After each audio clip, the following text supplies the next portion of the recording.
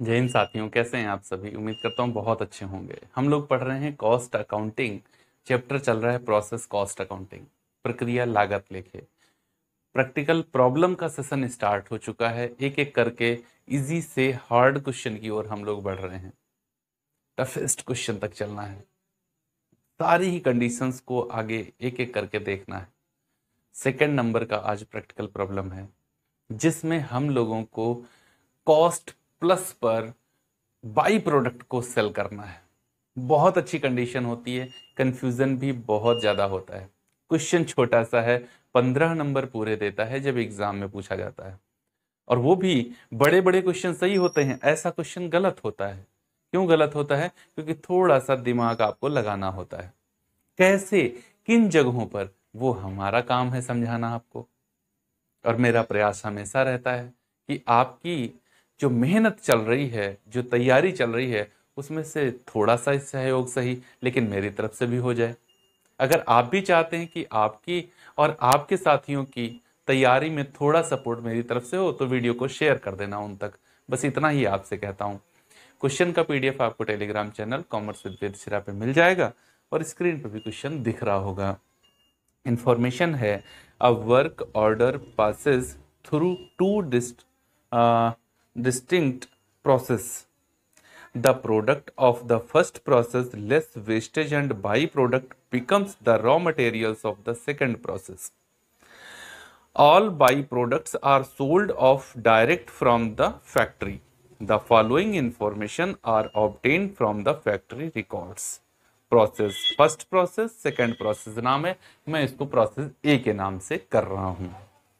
Raw materials, wage, factory overheads, wastage, sale of by product. Give the ledger account of the first and second process, showing at the each stage the cost of the product and the profit on the sale of the by product. Meerut में BCom में 1999 में ये question पूछा गया। एक बार Kanpur university में भी ये क्वेश्चन पूछा जा चुका है और आगे भी पूछे जाने की प्रबल संभावना है, क्योंकि छोटा सा क्वेश्चन है। कैलकुलेशन इजी नहीं है, समझना इतना इजी नहीं है। कैसे, चलो अब देखते हैं हम लोग। देखो इसने क्या किया, सबसे पहले रॉ मटेरियल की 1000 यूनिट डाली।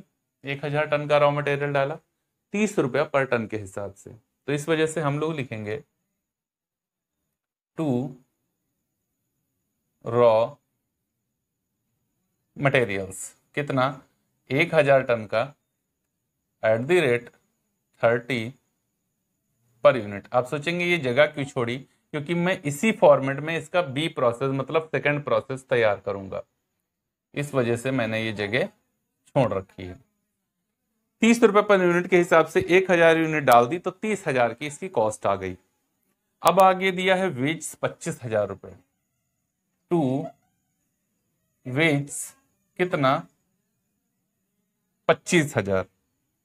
और two factory overheads 80% of wage. Factory overheads at the rate 25% of wage. तो वेज 25,000, इसका 80%, 80%, 25% नहीं, 80%। 25 80 200 होता है, तो ये कितना हो जाएगा, 20,000 हो जाएगा। क्लियर। इसने कहा वेस्टेज 10 टन्स। कोई भी वेस्टेज हो वो आपकी कॉस्ट को क्या करता है, बढ़ा देता है, उससे कोई भी रिकवरी नहीं होती। यहां आ गया बाई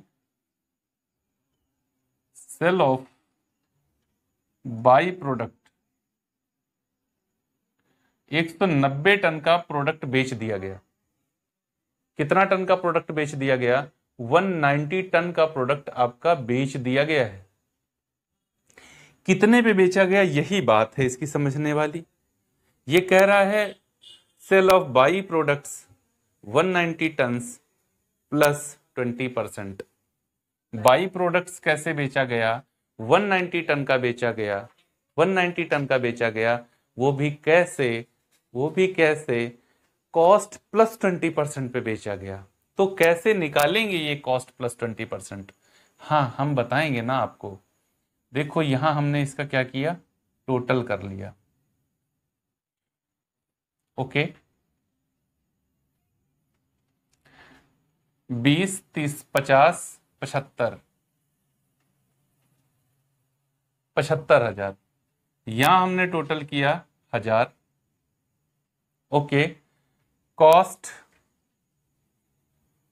पर टन बराबर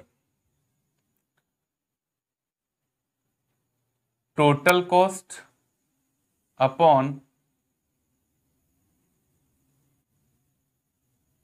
आउटपुट माइनस वेस्टेज यूनिट्स। भाई हमने 75,000 रुपए खर्च किए 1,000 यूनिट प्रोड्यूस करने के लिए। कितनी यूनिट प्रोड्यूस करने के लिए? 1,000। लेकिन वेस्टेज कितनी हो गई हमारी यूनिट्स? 10 यूनिट तो वेस्ट में चली गई। अदरवाइज अगर ऐसा ना होता तो 75 रुपया पर यूनिट हमको पड़ जाता। 75,000 में 1,000 यूनिट बनती, एक यूनिट कितने में पड़ती? 75,000। एक टन कितने में पड़ती? 75,000। वेस्टेज इन टन्स 75 रुपए पर टन। लेकिन अब ऐसा नहीं, 10 यूनिट तो वेस्ट चली गई, तो अब का कितना हो जाएगा? 75 अपॉन 90। ओके, इसको सॉल्व कर लो, कितना आएगा देखो। 75,000 डिवाइडेड बाई 99, 75.75 7। तो इसको हम 75 प्लस 7 6 कर लेंगे। ₹75.76 पर टन कॉस्ट आ रही है, और ये कह रहा है कॉस्ट प्लस 20% पे बेचेंगे। कॉस्ट प्लस 20% पर बेचेंगे। तो दो तरीके हैं ये कैलकुलेट करने के। क्या? ये बेच कितना रहा है? 190 टन बेच रहा है, तो cost of 190 tons is equal to 190 into 75.76 कर लो, कितना आएगा?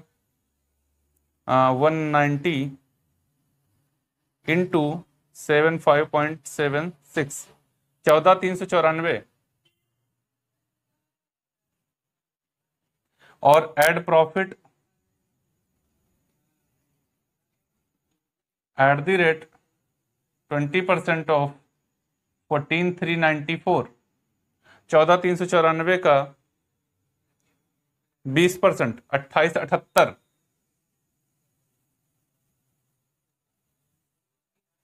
ये कितने पर बेच रहा है? 8 4 12, 9 7 16, 1 17, 8 3 11, 1 12, 4 2 6 1 7, 17,272 रुपए में ये क्या कर रहा है? सेल्स कर रहा है। एक बार प्रॉफिट चेक करूंगा चल के। 2879, वो 78 करके वो पॉइंट में आ रहा है, मतलब पॉइंट करके 88 आ रहा था, इस वजह से उसने राउंड ऑफ कर लिया है, 79 कर दिया है। चलो 9 4 13 कर लो, इतने में बेच दिया। हमसे केवल उसने प्रॉफिट कहा है, तो हमने प्रॉफिट ये देखो बता दिया है। क्या किया हमने?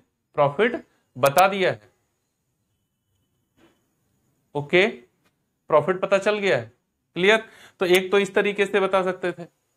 दूसरा कैसे बता सकते थे? हमें कॉस्ट पता चल गई कितनी? 14,394। 14,394। अब हमें अगर सेलिंग प्राइस डायरेक्ट निकालना होता, सेलिंग प्राइस तो 14,394 गुणे 120/100 ऐसा कर देते तो डायरेक्ट ये वैल्यू आ जाती। क्यों आ जाती ये वैल्यू? क्योंकि जो मेरी कॉस्ट है वो 100% है। 14,394 गुणे 120 और डिवाइडेड बाई 100, 17,272.8 आ रहा है, 17,273 आ जाता। क्लियर?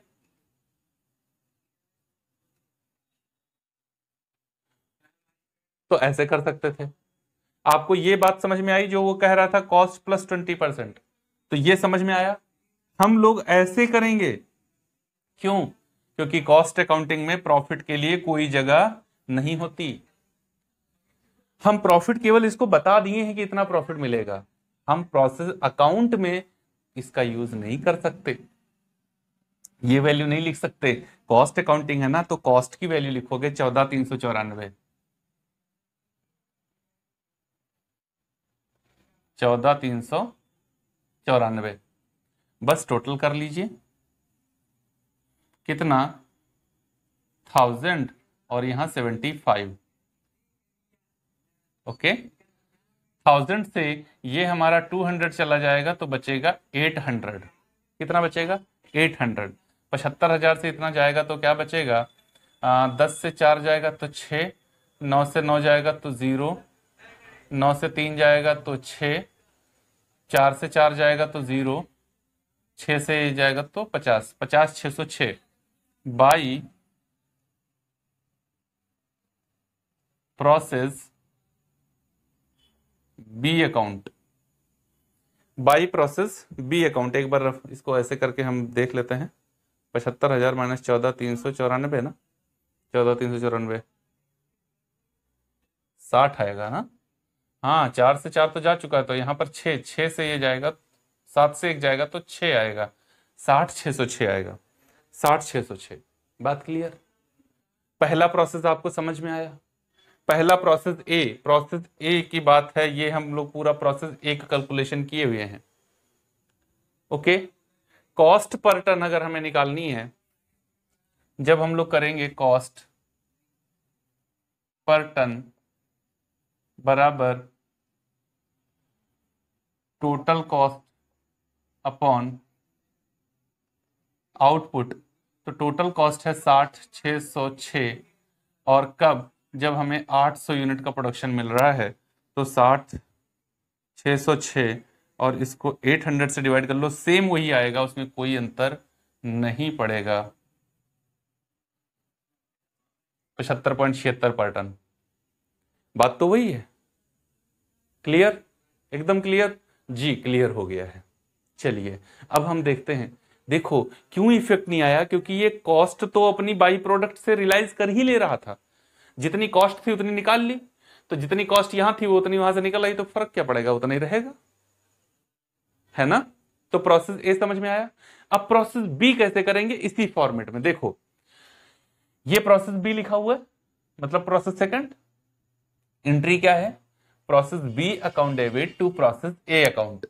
इस वजह से प्रोसेस ए अकाउंट बनाते हुए मैंने इसमें क्रेडिट में उसको पोस्ट कर दिया।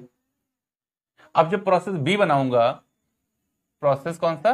बी, तो ये डेबिट पोस्ट हो जाएगा सबसे पहले टू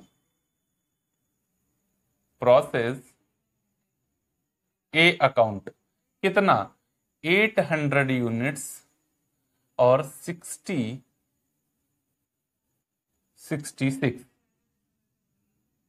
इतनी कॉस्ट। बस क्लियर? इतना सबसे पहले ट्रांसफर करूंगा और ये सभी वैल्यूज हटा दूंगा, इनकी जगह पे नई वैल्यूज यहां पर लिखूंगा। वैल्यूज यही लिखनी, नाम यही लिखने, इस वजह से इनको नहीं हटा रहा हूं, इसी फॉर्मेट में कर लूंगा, है ना। आपको भी समझने में आसानी होगी। ये देखो ऐसे, तो ये सबसे पहले लिख लिया। अब हम मटेरियल्स देख रहे हैं कितना था सेकंड प्रोसेस का। सेकंड प्रोसेस का जो मटेरियल है वो है नहीं, क्योंकि यहां पर हमने यही वाली कॉस्ट उठा ली। मटेरियल एक बार में डाला था, दोबारा इसने डाला ही नहीं, तो ये नहीं, ये नहीं। ओके, ये वाली लाइन लिखी ही नहीं जाएगी, ठीक है ना। इसकी जगह पर आप ऐसे समझो, नहीं तो कंफ्यूजन आएगा, आप कहेंगे इसी फॉर्मेट में समझा दे रहे हैं, इतना जल्दी भी नहीं करनी है हमको, ठीक है। तो हम इसको थोड़ा और विस्तार से बढ़ाते हैं। टू प्रोसेस ए अकाउंट, कितना? जो हमारा 800 यूनिट्स थी और 66 ऐसे। ये वेज कितनी है यहाँ की? तो 20,000 रुपीज की वेज है यहाँ। फैक्ट्री ओवरहेड्स कितना है? तो 75% ऑफ वेज है। कितना?